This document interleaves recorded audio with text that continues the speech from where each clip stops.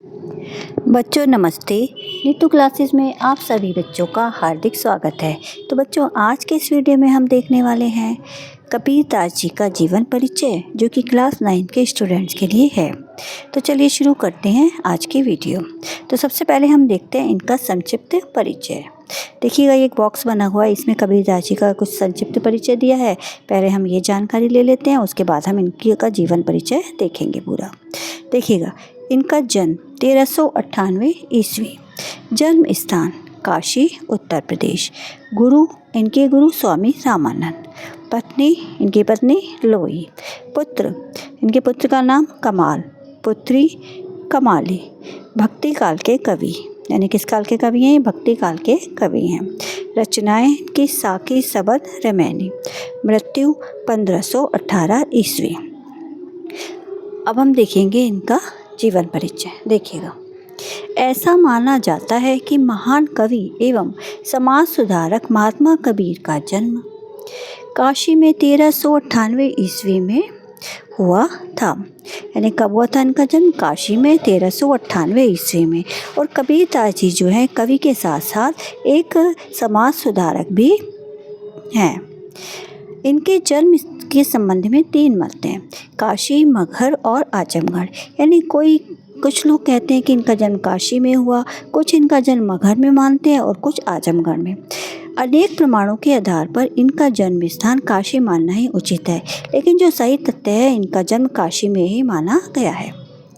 अब आगे देखिएगा, भक्ति परंपरा में प्रसिद्ध है कि किसी विधवा ब्राह्मणी को स्वामी रामानंद के आशीर्वाद से पुत्र उत्पन्न होने पर उसने समाज के भय से काशी के समीप लहर तालाब के पास फेंक दिया था। यानी कोई विधवा ब्राह्मणी थी जिसे स्वामी रामानंद जी का आशीर्वाद प्राप्त हुआ और उसे पुत्र की प्राप्ति हुई, लेकिन समाज के डर के कारण उसने उस पुत्र को काशी के समीप एक लहर ताला नामक तालाब है जहाँ पर उसने अपने पुत्र को फेंक दिया था, जहाँ से नूरी यानी नीरू और नीमा नामक जुलाहा दंपत्ति ने उसे ले जाकर पाला पोसा और उसका नाम कबीर रखा। जहाँ जिस तालाब के पास वो बच्चा था तो वहाँ से नीरू और नीमा नामक एक जुलाहा दंपत्ति थे, पति पत्नी थे। उन्होंने उस बच्चे को वहाँ से उठा लिया और उसका पालन पोषण किया, यानी उसे पाला और उसका नाम क्या रखा? कबीर रखा। इस प्रकार कबीर पर बचपन से ही हिंदू और मुसलमान दोनों धर्मों के संस्कार पड़े। यानी कबीर की माँ जो थी वो एक हिंदू थी, ब्राह्मणी थी, और जिन्होंने उनका पालन पोषण किया वो मुस्लिम थे। तो इस प्रकार कबीर पर बचपन से ही हिंदू और मुसलमान दोनों धर्मों के संस्कार पड़े। इनका विवाह लोई नामक स्त्री से हुआ। तो इनकी पत्नी का नाम क्या था? लोई, जिससे कमाल और कमाली नाम की 2 संतानें उत्पन्न हुई। इनकी 2 संतानें थी, कमाल इनके पुत्र का नाम था और कमाली इनकी पुत्री का नाम था। महात्मा कबीर के गुरु स्वामी रामानंद जी थे, जिससे गुरु मंत्र पाकर ये संत महात्मा बन गए। इनके गुरु का नाम क्या था बच्चों? रामानंद जी। और गुरु रामानंद जी से ही इन्होंने गुरु मंत्र पाकर ये संत महात्मा बन गए थे।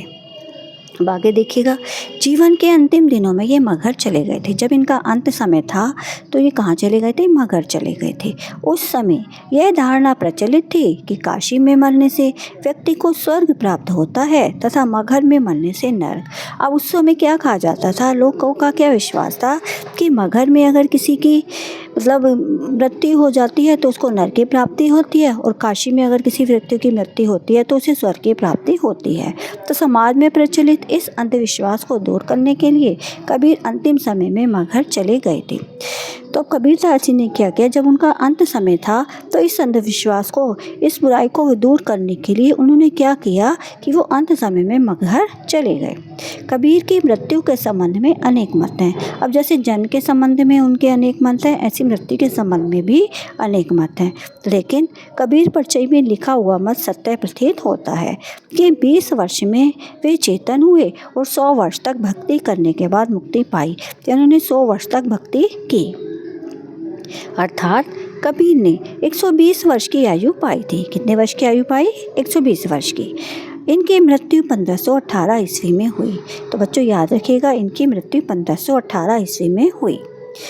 अब इनके शव का संस्कार किस विधि से हो, इस बात को लेकर हिंदू मुसलमानों में विवाद भी हुआ। अब जब इनकी मृत्यु हुई तो इनके शव के संस्कार को लेकर बात होने लगी कि वो किस रीति विधि से किया जाए। तो इस बात को लेकर जो हिंदू मुसलमान थे दोनों ही आपस में लड़ाई झगड़ा करने लगे। अब जो हिंदू लोग थे इनका दाह संस्कार करना चाहते थे और मुसलमान दफनाना।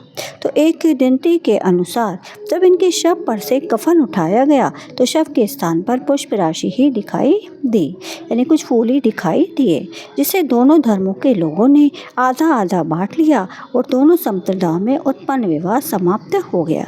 यानी जो पुष्प राशि थी वो कुछ तो दोनों धर्म के जो लोग थे, आधे हिंदू ने ले लिए, हिंदू लोगों ने ले लिए और आधे मुस्लिम लोगों ने ले लिए।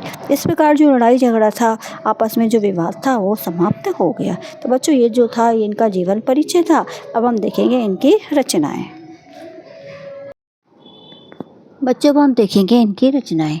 अगर देखिए रचनाएं, कबीर पढ़े लिखे नहीं थे, इन्होंने स्वयं स्वीकार किया है मसी कागज छुओ नहीं, कलम गयो नहीं हाथ। यानी इन्होंने ना तो कोई कागज़ छुआ, ना ही कोई स्याही और ना ही कलम हाथ में लिया।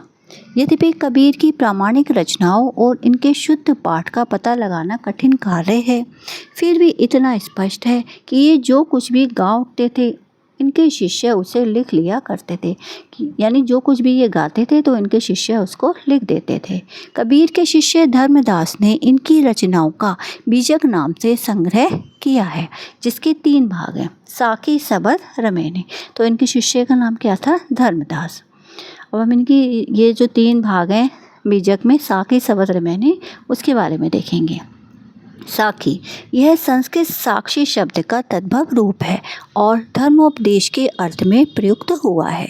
कबीर की शिक्षाओं और सिद्धांतों का निरूपण अधिकतर साखी में हुआ है और ये दोहा छंद में लिखा गया है। तो साखी किस छंद में लिखा गया है? दोहा छंद में।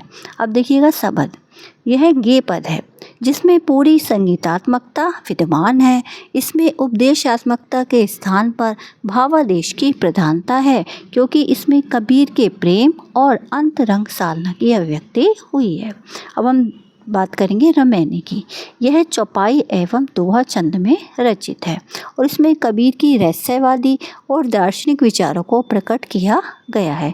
तो बच्चों ये थे कबीरदास जी की रचनाएं। तो उम्मीद करती हूँ वीडियो आपको अच्छी लगेगी। अगर वीडियो आपको मेरी अच्छी लगे तो वीडियो को प्लीज़ लाइक और शेयर ज़रूर कीजिएगा। तो इसी उम्मीद के साथ कि वीडियो आपको पसंद आएगी। तो अगली वीडियो हमने जल्दी ही मिलते हैं, तब तक के लिए नमस्कार।